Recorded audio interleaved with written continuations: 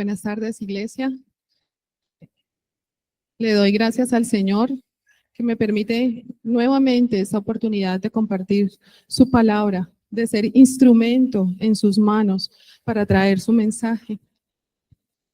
Así que le pido al Señor que nos llene a todos con la presencia de su Santo Espíritu, para que ese mensaje llegue a nuestros corazones.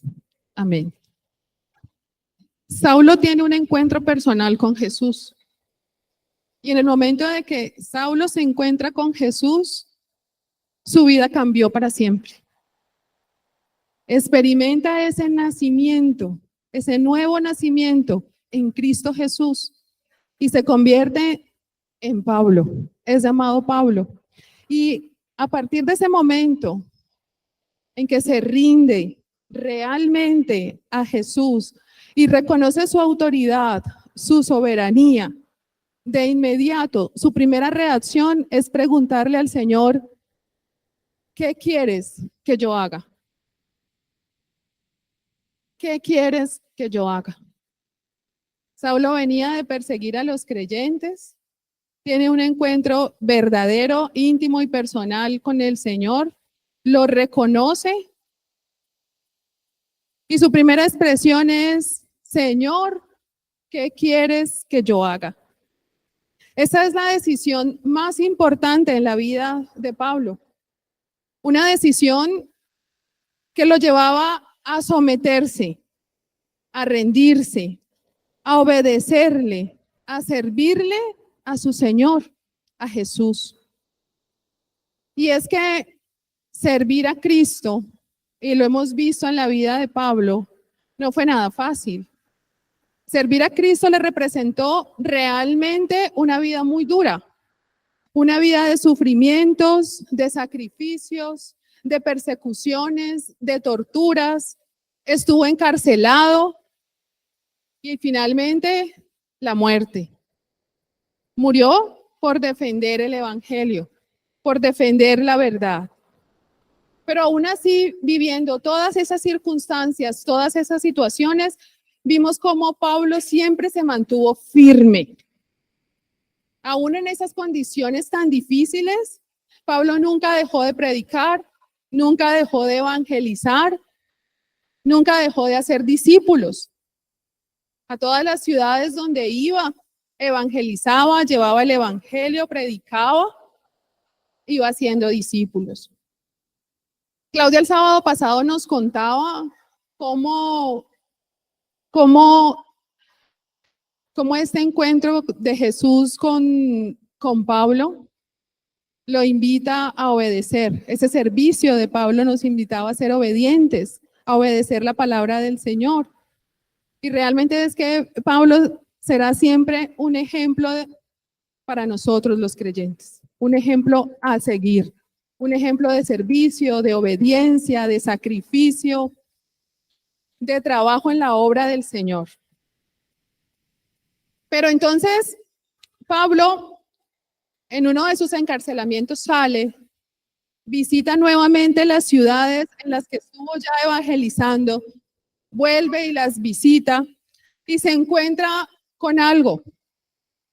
Se encuentran que en estas ciudades, en algunas de estas ciudades, incluido Éfeso, estaban predicando falsa doctrina. Pablo se encuentra que están predicando falsa doctrina. Esto preocupa muchísimo a Pablo. Entonces él decide algo muy importante y es que tiene que defender el evangelio. Tiene que defender el verdadero evangelio. Pablo tiene que defender la sana doctrina, la doctrina de la palabra de Dios. Pero ¿por qué Pablo tiene que defender el evangelio? ¿Por qué siente esa preocupación y esa necesidad por defenderla? Porque esa falsa doctrina que estaba empezando a generarse en esas ciudades donde ya Pablo había compartido la verdad de la palabra, estaba buscando moldear el evangelio a las necesidades del hombre. Por eso es que Pablo identificó que era grave, y que tenía que tomar una acción inmediata y tenía que defender el evangelio del Señor. Y esa falsa doctrina entonces, al empezar a moldear al evangelio a las expectativas del hombre, empezaba a crear entonces unas expectativas, en las promesas. ¿Cuáles eran esas promesas? Los milagros, las bendiciones, la comodidad, la prosperidad. Muchos en esa época ya habían visto y habían sabido de los milagros, señales y prodigios que había hecho Jesús. Y muchos de ellos que lo vieron, aún así, no continuaron en la palabra o en el camino del Señor. Así que esta falsa doctrina empieza entonces a moldear el evangelio a nuestra expectativa personal, a la expectativa de nosotros. Pero entonces, lo que Pablo tenía que defender era justamente lo contrario, la sana doctrina. Y es que la sana doctrina busca que el creyente tenga conciencia de su pecado, conciencia de su maldad, conciencia de la necesidad de Jesús. Dos cosas completamente contrarias a lo que estaba diciendo la falsa doctrina. Y en la sana doctrina se estaba predicando la verdad del evangelio y nos advertía que seguir la sana doctrina significa sacrificio, significa abandonarnos a nosotros mismos, significa someternos, significa obediencia absoluta, dependencia total. Un evangelio basado en la gracia de Dios y en nuestra naturaleza pecaminosa. Un evangelio completamente diferente a lo fácil y a lo sencillo que estaba dictando la falsa doctrina. Entonces, en esa necesidad de defender la sana doctrina, Pablo envía a un discípulo.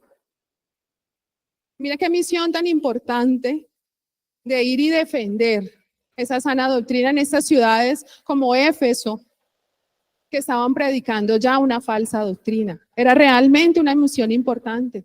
Y Pablo decide enviar a su discípulo Timoteo. Y me pregunto, ¿por qué a Timoteo? ¿Por qué entre tantos discípulos que tuviera Pablo decide enviar a Timoteo? Timoteo, dicen los estudiosos de la palabra, que tenía entre 20 y 22 años. Así que era joven.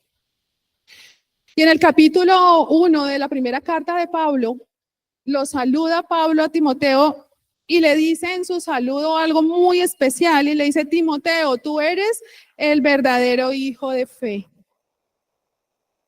Y los invito, hermanos, a que abramos nuestras Biblias en la segunda carta a Timoteo, en el capítulo 1, y empecemos del 3 al 9.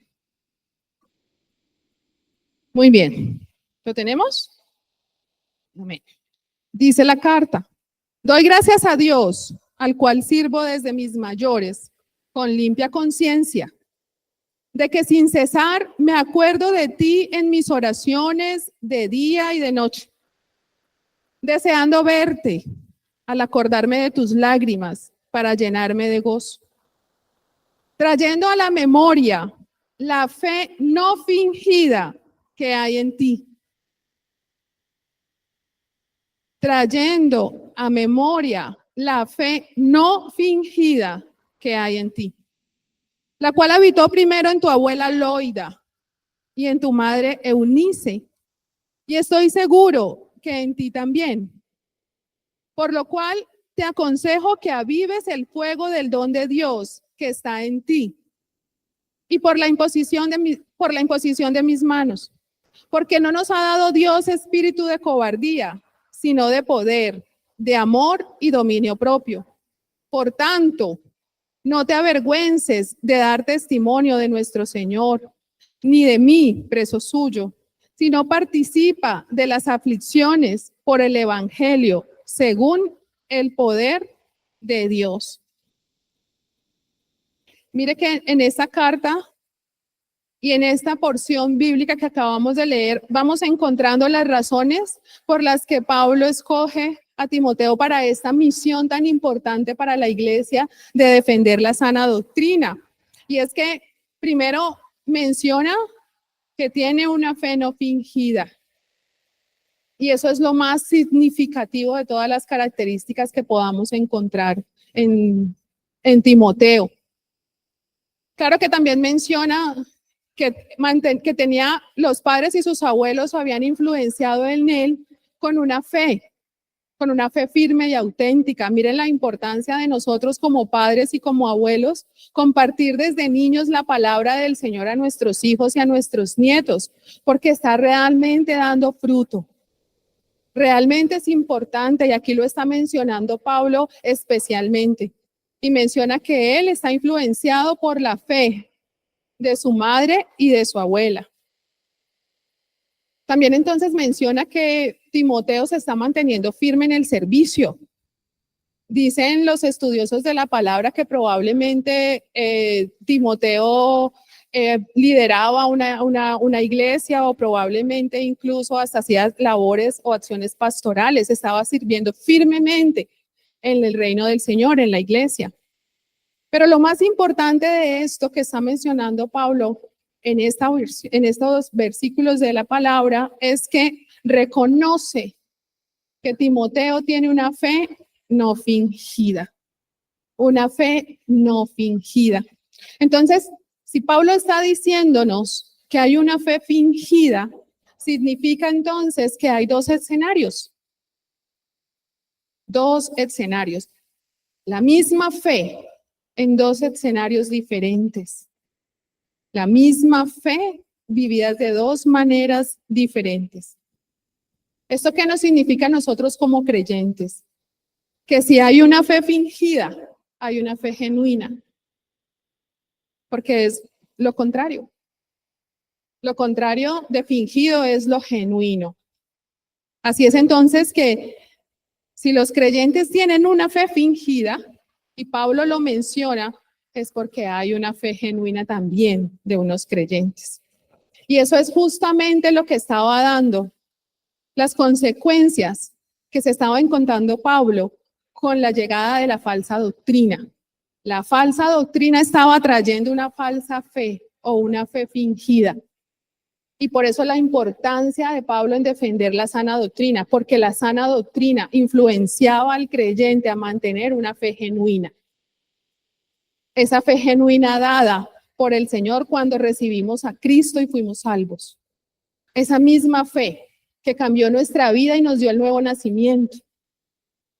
Esa misma fe que nos transformó en lo que éramos antes y en lo que somos hoy. Esa misma fe había que defenderla. Yo quisiera que definiéramos entonces qué es fe. Y vamos profundizando un poco en por qué la importancia de mantener esta fe genuina. La palabra fe en el hebreo significa emuná.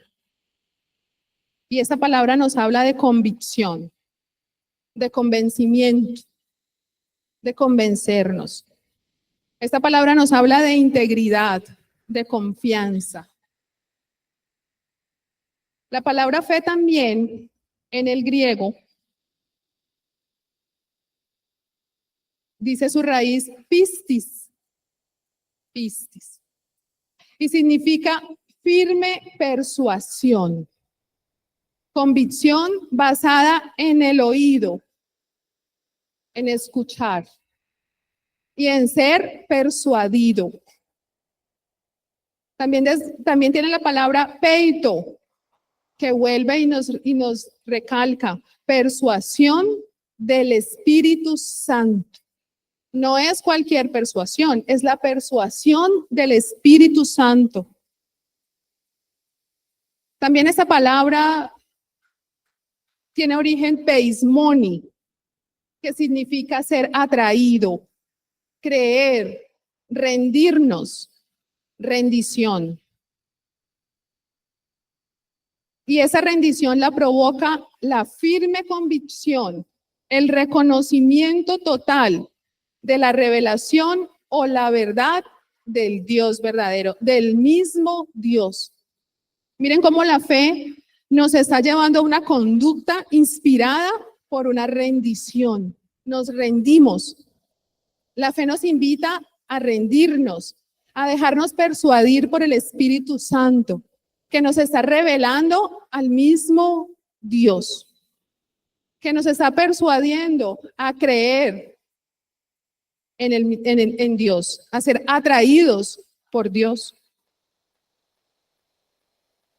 Entonces, ¿de qué nos quiere convencer? De que nosotros necesitamos tener esa firme convicción, fortalecer esa convicción firme. Nosotros necesitamos convencernos de que la fe es un regalo dado por la gracia de Dios, que la recibimos cuando aceptamos a Cristo como nuestro Salvador. Dice la palabra que por fe fuimos salvos y que por fe el justo vivirá. Así nosotros necesitamos tener esa convicción de que vamos a vivir por fe. Vamos a vivir por fe. La fe es un don divino, es fruto del Espíritu Santo y nos lo dice Gálatas 5:22, es fruto del Espíritu Santo. La fe es la obra del Espíritu Santo que abre la puerta para que nosotros podamos encontrarnos, para que podamos entrar a la presencia del Señor.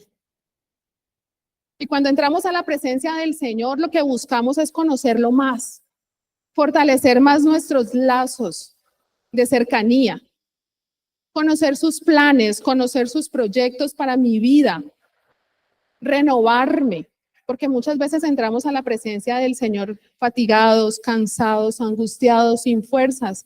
Buscamos entrar a la presencia del Señor para ser restaurados, para ser renovados, para ser fortalecidos. Entramos a la presencia del Señor para aprender a vivir como Jesús quiere que vivamos.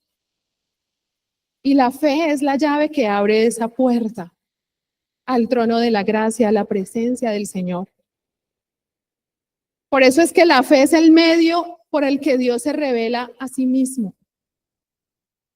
Sin fe no podemos agradar a Dios y sin fe no podemos conocer a Dios.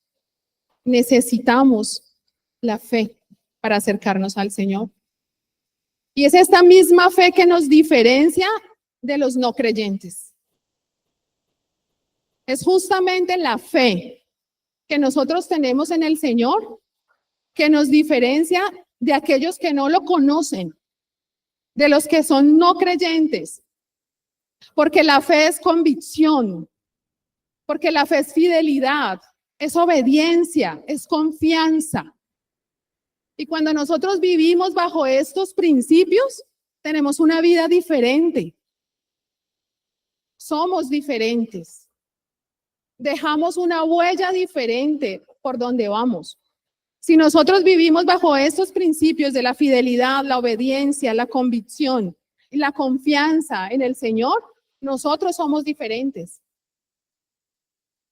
Y lo vemos con las personas no creyentes. Ahora bien, esta es la fe. Esto es lo que nos enseña la palabra que es la fe. Ahora miremos qué no es fe. ¿Qué no es fe? La fe no es una emoción. La fe no es ser optimista, tener positivismo, tener entusiasmo, o como dicen por ahí, tener buena vibra, buena energía. Eso no es fe. La fe no es una emoción. Ya vimos que la fe es convicción, es estar convencidos de algo. La fe no es un medio para lograr que Dios cumpla nuestras peticiones. La fe no es una manera que usamos, una herramienta que usamos para venir donde el Señor y decirle, necesito que me ayudes. Tengo esta petición. La fe no es un medio para pedir favores ni para recibir bendiciones. Y por eso es que estaba siendo tan impactante en la vida del creyente esta falsa doctrina, que estaba influenciando una fe fingida. Pero entonces, si el Señor nos dio a cada uno de nosotros una fe genuina, una fe verdadera, cuando lo aceptamos, cuando nos convertimos a Cristo, cuando nos rendimos al Señor, nos dio una fe genuina y verdadera, porque algunos creyentes estaban teniendo una fe fingida. ¿Qué pasaba con esos creyentes que empezaron a fingir su fe? Y es que fue muy fácil realmente traer esta falsa doctrina, porque mantenerse en la sana doctrina, en la fe verdadera, no era fácil y nunca será fácil para nosotros. Por eso es que los falsos profetas empezaron a desvirtuar el verdadero significado de la fe y empezaron a moldear el evangelio para empezar a ajustarlo a las expectativas y a las comodidades del hombre, y que todos entonces empezaran a irse para el lado de allá, a ganar grandes masas, porque ofrecían lo fácil. Y la fe genuina estaba basada en obedecer, en someterse, en sacrificarse, no basada en los milagros, en la prosperidad, en los beneficios y en los favores que estaba ofreciendo esta fe genuina. Nos estaba hablando de lo difícil, de lo que realmente significaba seguir al Señor.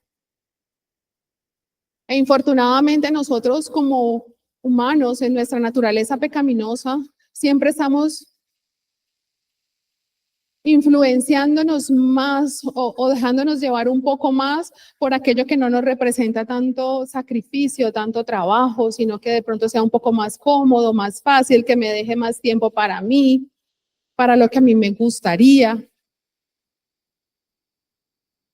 Y es por eso que esa falsa doctrina se estaba expandiendo tan fácil, porque estaba diciendo lo que todos probablemente quieran oír. Tengan fe, crean y todo se les dará. Cuando realmente la fe no es así. Infortunadamente nosotros como creyentes a veces también mezclamos esa fe. Porque a veces creemos que podemos decidir qué cosas creer, qué cosas obedecer, qué cosas hacer y qué no. En qué momentos o circunstancias de nuestras vidas funciona la fe y aferrarme al Señor, pero en otras circunstancias yo quiero tener el control. Quiero hacer las cosas a mi manera, como me gustaría que pasaran.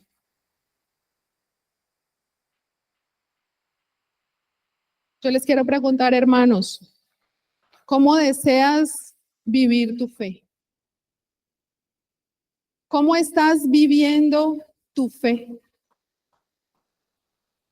Y ese es el título que le he puesto a esta reflexión en el día de hoy. ¿Cómo estamos viviendo nuestra fe? ¿Realmente estamos teniendo una fe genuina? ¿O tal vez tenemos una fe fingida? ¿Será que en algunas cosas sí y en otras no? Si es así, no es genuina. Realmente no lo es. Y quisiera que habláramos de las características de esta fe genuina. La fe genuina involucra todo nuestro ser. La fe genuina involucra la integridad de nuestro ser. Involucra la razón, porque yo creo, porque yo estoy convencido, porque hay una convicción en mí, porque yo creo en esa verdad y es mi verdad, la verdad que me guía, la verdad que me alimenta, la verdad que me lleva por el camino. que el Señor tiene trazado para mí. Es mi convicción, es mi verdad. Y esa verdad es que yo he sido salva por la gracia de Dios, no porque yo lo merezca. Esa convicción me dice que yo necesito a Jesús en mi vida para que me salve todos los días. Todos los minutos necesito ser salvada por Jesús, porque cada minuto me meto en un problema. Y necesito estar siendo salva todo el tiempo, salvada por Jesús todo el tiempo. La fe genuina involucra el corazón, porque yo confío, yo creo. Y yo creo en lo que no veo, en lo que no he visto, pero yo creo. Yo creo en la palabra del Señor, yo creo en sus promesas. Yo creo que lo que Él está diciendo en su palabra lo va a cumplir. Y no a mi manera, sino a la manera de Él. Y yo espero con paciencia y creo. Y luego con el corazón. La fe genuina involucra la voluntad. Porque yo decidí creer. Porque es mi decisión creer. Creer, obedecer y permanecer en la palabra del Señor, en Jesús. Yo decido hacerlo voluntariamente. Es mi decisión de vida. Esa decisión que me cambia y me transforma todo el tiempo. La fe genuina me recuerda que soy pecador y que no merezco nada, pero que el Señor me ama y que con su gracia me corona y me permite acercarme a Él todo el tiempo. Y cuando yo creo en eso, en ese tipo de fe basada en la gracia del Señor, yo me mantengo humilde y me acerco al Señor con humildad y recibo la voluntad del Señor con humildad.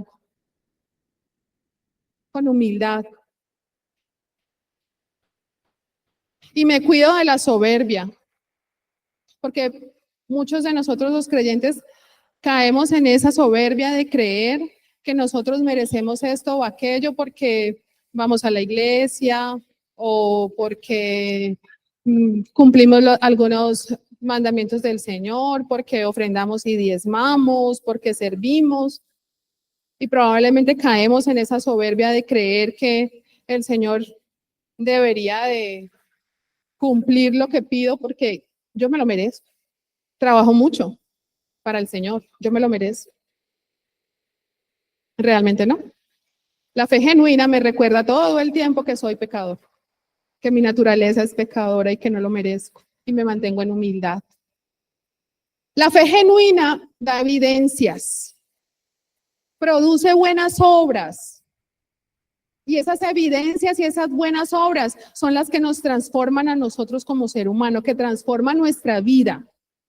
Yo creo que no estoy hablando de que vamos a hacer obras para ser salvados. Ya somos salvados, ya hemos sido salvos. Estoy diciendo que una fe genuina produce evidencias, testimonio. Nuestro testimonio de vida es la evidencia de que tenemos una fe genuina. Y quisiera entonces mencionarle cuáles son estas obras, cuáles son estas evidencias. Permítame leerle allí mismo en Timoteo, donde estamos, segunda de Timoteo 2, capítulo 2, versículo del 14 al 26, y se llama El obrero aprobado por el Señor. Pero yo quisiera que ustedes me acompañaran en la versión que tienen, y yo quiero leérselas en la Nueva Traducción Viviente. Dice su palabra: esfuérzate para poder presentarte delante de Dios y recibir su aprobación. Segunda de Timoteo 2, del 14 o 15 creo, en adelante. ¿Lo tenemos? Bien. Entonces dice, lo voy a leer en la Nueva Traducción Viviente y ustedes me siguen en la versión que tienen. Esfuérzate para poder presentarte delante de Dios y recibir su aprobación. Sé un buen obrero. Alguien que no tiene de qué avergonzarse y que explica correctamente la palabra de verdad. Evita las conversaciones inútiles y necias que solo llevan a una conducta cada vez más mundana. Este tipo de conversaciones se extiende como el cáncer, así como es el caso de Himeneo y Fileto. Ellos han abandonado el camino de la verdad al afirmar que la resurrección de los muertos ya ocurrió. De esta manera, desviaron la fe de algunas personas. Sin embargo, la verdad de Dios se mantiene firme como una piedra de cimiento, con la siguiente inscripción: el Señor conoce a los que son suyos, y todos los que pertenecen al Señor deben apartarse de la maldad. En una casa de ricos, algunos utensilios son de oro y otros de plata. Otros son de madera y de barro. Los utensilios costosos se usan en ocasiones especiales, mientras que los utensilios baratos son para el uso diario. Si te mantienes puro y limpio, serás un utensilio especial para uso honorable. Y tu vida será limpia y estarás listo para que el Maestro te use en toda buena obra. Huye de todo lo que estimule las pasiones juveniles, las tentaciones. En cambio, sigue la vida recta, la fidelidad, el amor, la paz. Disfruta del compañerismo de los que invocan al Señor. Disfruta del compañerismo de tus hermanos de fe con un corazón limpio, con un corazón puro. Y dice la palabra del Señor en el versículo 23, te repito, no te metas en discusiones necias y sin sentido que solo inician pleitos. Un siervo del Señor no debe andar peleando, sino que debe ser bondadoso con todos, capaz de enseñar y ser paciente con las personas difíciles. Instruye con ternura a los que se oponen a la verdad. Tal vez Dios les cambie el corazón y aprendan la verdad. Entonces estarán en razón y escaparán de la trampa del diablo, pues Él los ha tenido cautivos para que hagan lo que Él quiere. Creo que es muy contundente este mensaje de lo que es la evidencia, las obras del creyente con una fe genuina. Es contundente y por eso quise leerla en esta nueva traducción, porque nos está hablando de presentarnos delante de Dios para recibir su aprobación. No nos aprobamos nosotros, nos aprueba el Señor. ¿Qué tal que nosotros tengamos un alto concepto de nosotros mismos como creyentes? Y resulta que cuando llegamos a presentarnos donde el Señor nos saca la lista y nos dice reprobados. Dice que evitemos esas conversaciones inútiles y necias, que podemos desviar con nuestro comportamiento la fe de algunas personas. Mire tan importante el testimonio de nosotros. Podemos desviar con nuestro comportamiento la fe de las personas. Dice que debemos apartarnos de la maldad. Pero todo eso se resume a que si nosotros mantenemos el corazón puro, si mantenemos nuestra pureza, nuestra santidad, seremos un utensilio especial para uso honorable. No para cualquier uso, un uso honorable en las manos del Señor. ¿Qué más quisiéramos nosotros, verdad? Que el Señor nos diga, eres utensilio en mis manos y te doy un uso honorable.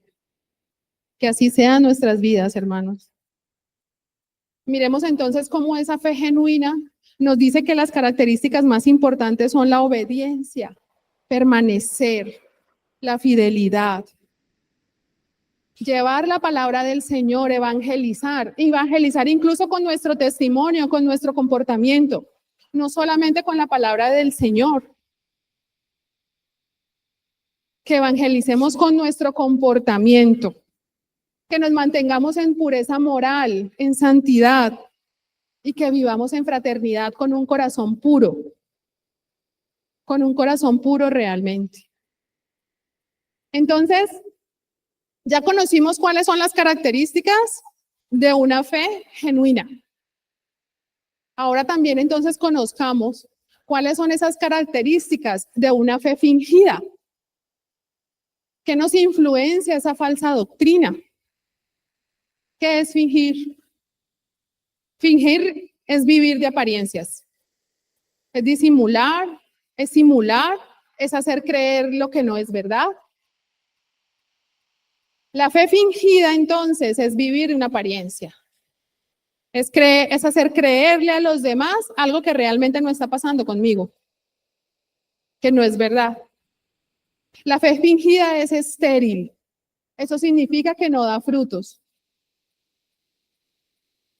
Como nos decía Mateo 21, 19, cuando Jesús busca una higuera y resulta que esa higuera tiene las hojas secas y no tiene frutos.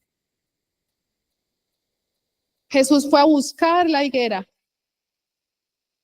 para alimentarse de ella y no encontró nada. Hojas secas, no había frutos, no había nada. Así es esa fe fingida, es estéril, no da frutos. La fe fingida es emocional. Depende de las circunstancias del momento. Es temporal, porque depende de lo que yo estoy viviendo. Si yo estoy viviendo bien, en esos momentos en que todo funciona muy bien, todo me está saliendo como quisiera, como yo deseara, entonces mi fe es fuerte. Pero esta fe emocional, esta fe fingida, me dice que cuando yo tengo el momento de dificultad, el momento de prueba, cuando estoy orándole al Señor y no me responde, y pasa el tiempo y no me responde y hace silencio. Y cuando me responde, no responde lo que yo necesito, lo que yo deseo en ese momento, y me sigue dejando en espera. Esa fe se debilita o esa fe no existe. Esa fe se quiebra. Y lo que hace es que en mi corazón nace la duda. Nace el resentimiento, los lamentos, los reproches. Y en ese momento entonces empiezo a preguntarle al Señor, ¿por qué a mí? Si yo soy tan bueno. Porque a mí, si yo me conozco la palabra del Génesis al Apocalipsis y al revés. Porque a mí, si soy tan juicioso en la iglesia.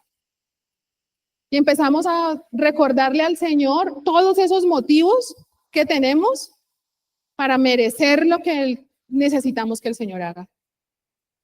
Por eso esa fe fingida es emocional, depende de la circunstancia que yo esté viviendo. En las buenas, bien. Y cuando no, no hay fe. No hay fe, no hay fe, no hay fe, se nos acaba. Y justamente esa fe fingida es que abre la puerta del enemigo. Es la llave para abrir la puerta del enemigo. Vimos cómo la fe genuina abría la puerta de la entrada al trono de la gracia del Señor. Pues esta fe fingida también nos abre una puerta, pero la puerta del enemigo. Porque el creyente que no tiene una fe genuina está engañado por Satanás. Porque Satanás también lo está convenciendo. En la sana doctrina, en la fe genuina, a mí me está convenciendo el Espíritu Santo, pero aquí, en esa fe fingida, me está convenciendo Satanás. Sí hay convencimiento, pero ¿de quién? Del enemigo. Y el enemigo a mí me dice que se trata de mis intereses, que se trata de mis principios personales, que se trata de mí y no de Cristo. Y me quiere convencer que se trata de mí y me sube el ego y me sube el orgullo. Y resulta que la fe se trata de Cristo, no de mí. Esa fe fingida abre la puerta del enemigo en nuestras vidas, que me llena de dudas y de incertidumbre. Hay 4 cosas, hay 4 situaciones en las que nosotros como creyentes podemos estar fingiendo nuestra fe. 4 cosas, probablemente hay muchas más. Yo quiero hoy traerles 4 situaciones en donde probablemente como creyentes finjamos nuestra fe. La primera es que podemos fingir amar a los demás.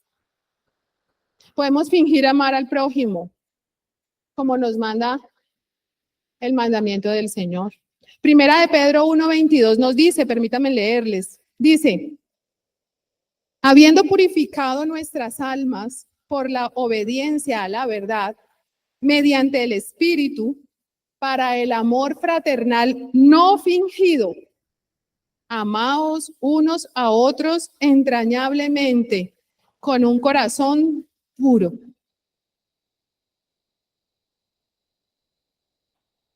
Un amor fraternal no fingido. Un amor fraternal no fingido con un corazón puro. ¿Cómo será que nosotros reaccionamos, hermanos, cuando un hermano nos hace algo que nos enoja o que nos molesta? ¿Será que somos prontos para el amor y la bondad y tardos para la ira y el juzgamiento? ¿O al contrario? ¿Qué pasa cuando de pronto ese hermano no está dando los frutos o las evidencias que como creyentes deberían tal vez dar? ¿Cuál es nuestra actitud? Una actitud de amor y de bondad y de exhortación. Venga, que de pronto se está siendo influenciado por esta falsa doctrina. ¿Cómo estamos nosotros realmente amando a los demás? ¿Con un corazón puro? Podemos estar fingiendo que nos amamos. Otra segunda situación es fingir soportar las pruebas.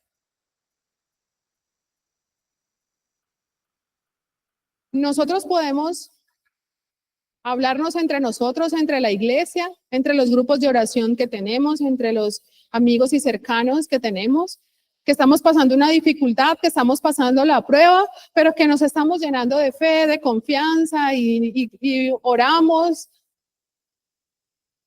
Recordamos algunas promesas del Señor. Pero cuando realmente yo tengo mi encuentro personal con Dios, mi tiempo de devoción, cuando yo estoy sola, cuando nadie me ve, solo el Señor, ¿cómo es que yo realmente estoy viviendo esa prueba? ¿Estoy renegando? ¿Estoy enojada? ¿Estoy molesta? ¿Estoy reclamándole al Señor? ¿Estoy sufriendo?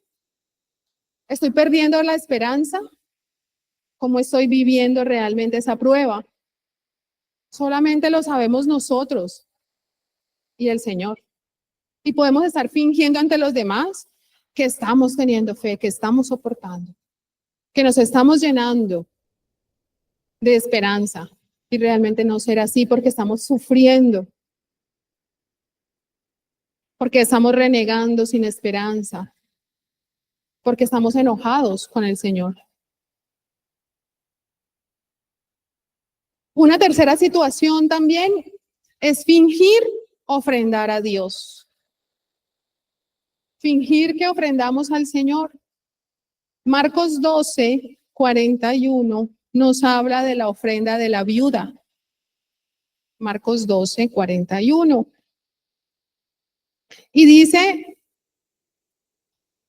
estando Jesús sentado delante del arca de la ofrenda, miraba cómo el pueblo echaba dinero en el arca y muchos ricos echaban mucho.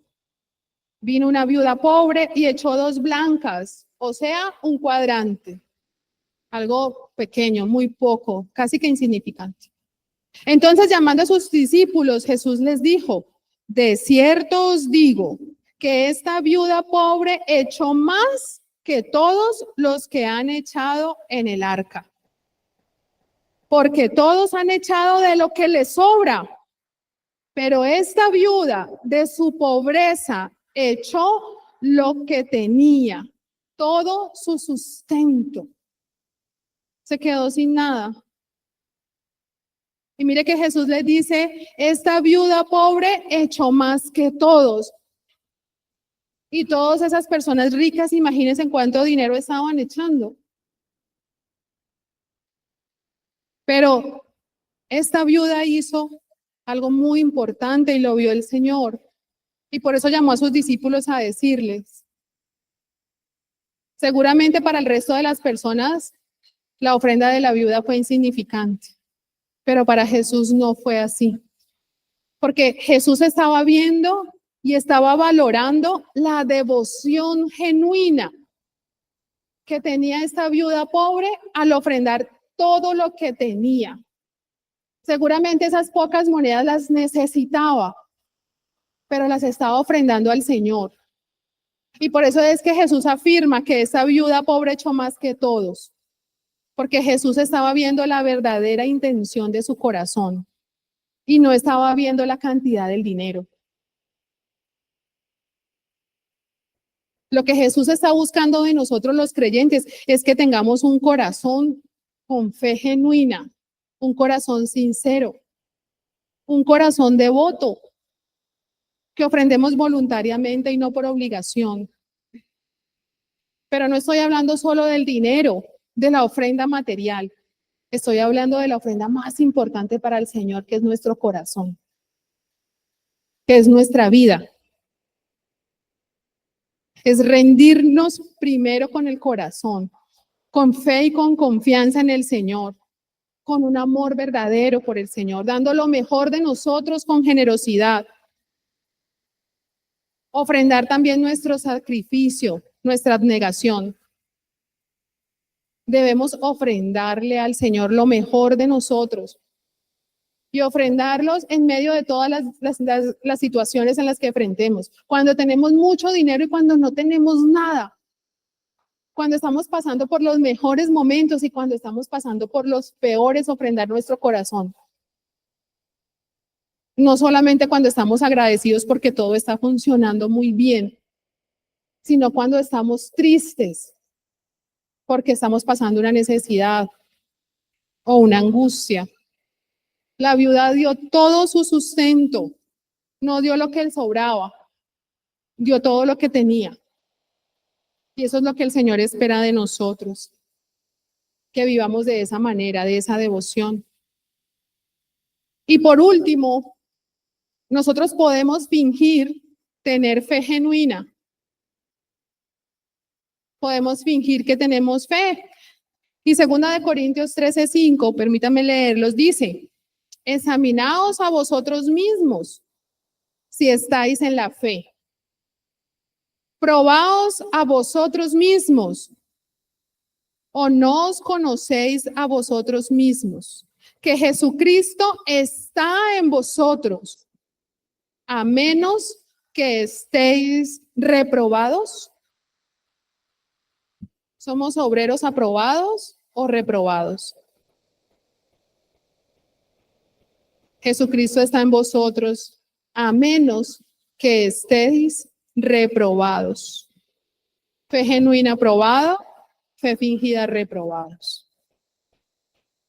Y es que las características de esta fe fingida es que nos volvemos simuladores de fe. Simuladores de fe con una vida espiritual tibia, con una vida espiritual fría, sin experimentar esa experiencia personal de vivir en la presencia del Espíritu Santo, de vivir a Cristo Jesús. Una vida llena de incertidumbres, de dudas, de ansiedad por el futuro, de lo que ha de llegar, de lo que ha de pasar. Así que, hermanos, hoy el Señor nos está pidiendo a todos que pensemos, que evaluemos cómo realmente estamos viviendo nuestra fe, cómo está realmente nuestro testimonio delante del Señor. ¿Estamos siendo esos obreros aprobados? Estamos siendo testimonio para fortalecer nuestra fe y la fe de otros creyentes con nuestra vida. Estamos mezclando las cosas. En algunas cosas fe genuina y en otras no. ¿Cómo estamos viviendo nuestra fe? Y para concluir, recordemos entonces que la fe es la obra del Espíritu Santo. No es algo que podamos crear por nosotros mismos. No es algo que nosotros vamos a desarrollar en nuestra humanidad, porque la fe es un don del Señor. Hebreos 11:1 dice, la fe, creo que no la sabemos de memoria, dice, la fe es la certeza, o sea, la seguridad de lo que esperamos. ¿Y qué esperamos nosotros como creyentes? Las promesas que nos ha hecho el Señor. Y dice que es la convicción, lo que nosotros estamos convencidos, lo que nosotros creemos. ¿Y de qué estamos convencidos y qué creemos? De eso que todavía no vemos, de eso que no hemos visto. Esa es la convicción, esa es la fe. La fe del creyente genuino está puesta en alguien. Y ese alguien para nosotros es Cristo. La fe del creyente genuina no está puesta en algo.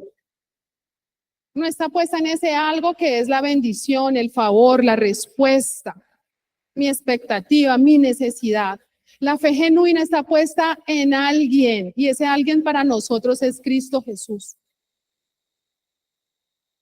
Esa es la fe genuina.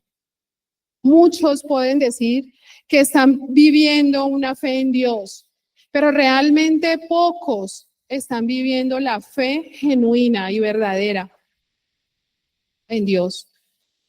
Pablo dice en 2 de Timoteo, y la acabamos de leer al inicio, que mantener una fe genuina nos dice que debemos servir a Dios con limpia conciencia, pero que además de eso, la fe genuina nos lleva a avivar el fuego del don de Dios que está en nosotros. Avivar el fuego del don de Dios que está en nosotros. Y ese don que está en nosotros es la fe. ¿Y por qué nosotros avivamos ese don? Avivamos ese fuego. Porque el Señor nos da la fe como ese regalo precioso por su gracia y por su amor. Pero nosotros tenemos el deber de alimentar esa fe, de edificarla, de hacerla crecer cada día más, de que no se apague, de que no se debilite, de ejercitarla todos los días. Ese es nuestro deber, avivar el fuego del don de Dios en nosotros. Y podemos hacerlo y tenemos con qué hacerlo, porque el mismo Señor dice en su palabra, y lo acabamos de leer, que nos ha dado Dios el espíritu, no nos ha dado Dios espíritu de cobardía, sino que nos ha dado espíritu de poder, de amor y de dominio propio. Así que es nuestra decisión si esa fe se debilita o la fe mantiene viva, como nos está enseñando la palabra, avivando el fuego del don de Dios, el don de la fe. Porque el Señor nos da también las herramientas para hacerlo. Y la fe será aprobada por Dios.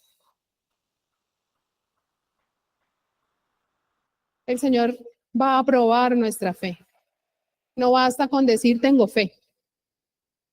Tengo fe, he sido salvo. El Señor la va a aprobar. Va a aprobar nuestra fe. Y necesitamos que el Señor pruebe nuestra fe. ¿Saben por qué, hermanos? Es importante la prueba. Porque cuando el Señor nos prueba, nosotros demostramos realmente dónde tenemos el corazón. Es en la prueba que nosotros realmente demostramos dónde está puesto nuestro corazón. Por eso necesitamos probar nuestra fe. Porque en los momentos difíciles es un desafío creer, perseverar y mantener la esperanza. Y esa es la fe genuina. Por eso la prueba del Señor es importante, porque nos damos cuenta nosotros mismos realmente quiénes somos. ¿Quiénes somos delante de Dios? El Señor no necesita saber quiénes somos porque nos conoce. Sabe todo de nosotros, incluso antes de que nosotros lo pensemos o lo hagamos. Pero a veces nosotros mismos necesitamos reconocernos y saber quiénes somos delante del Señor. Y en la prueba nosotros lo sabemos. Y es que la fe nos protege, porque cuando nosotros estamos firmes en la fe, que es nuestro escudo de guerra espiritual, nosotros estamos preparados con esa armadura que el mismo Señor nos dio para resistir el ataque del enemigo. Es el escudo de la fe que me lleva a resistir los dardos de fuego del enemigo. Podemos comprender entonces cómo estamos viviendo nuestra fe, hermanos, y cómo estamos nosotros aceptando la voluntad de Dios en nuestras vidas. Cuando en nuestras situaciones más difíciles tomamos la decisión de llenarnos de luz o llenarnos de miedo. La luz a nosotros nos va a llevar a creer y aceptar todo lo que el Señor quiera, su voluntad para nosotros, y nos va a llevar a un encuentro con el Señor. Y ese encuentro con el Señor nos va a dar paz y gozo y nos vamos a sentir protegidos. Pero cuando nosotros nos llenamos de miedo, ese miedo no es una ausencia de fe, pero es una puerta abierta para Satanás. Ese miedo lo que hace es debilitarnos. Y lo que nos demuestra, cuando nos llenamos de miedo, más que de esperanza, nos demuestra que no estamos convencidos realmente de que la palabra del Señor se va a cumplir en nuestras vidas. Eso es lo que hace el miedo, hacernos dudar de lo que el Señor ya nos prometió. Y por eso es que la fe genuina y el amor genuino mantienen mi relación fuerte con el Señor. Y una fe no genuina, una fe fingida, quiebra mi relación con el Señor. Yo les pido, hermanos, que en este momento pensemos en nuestra fe. No estamos viendo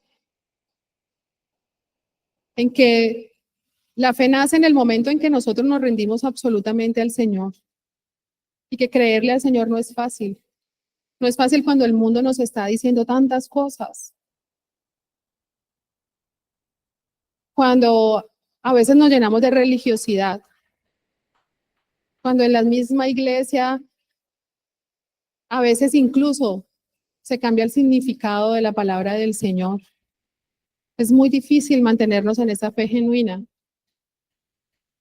Y cada vez va a ser mucho más difícil.